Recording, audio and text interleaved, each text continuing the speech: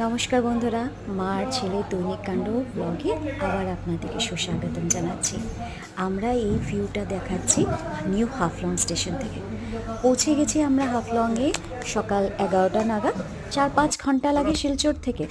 এখানে আমরা একটু রেস্ট নিলাম, মা যেহেতু একটু হাঁটতে একটু কষ্ট, তো একটু রেস্ট নিয়ে আমরা অটো বুক করে নিলাম। অটো পার পার্সন 100 রুপিস করে।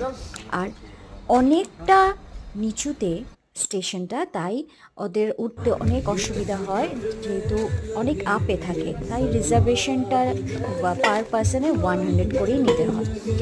আর এটা হলো আমাদের হোমস্টেটা, যেখানে আমরা স্টে করেছিলাম।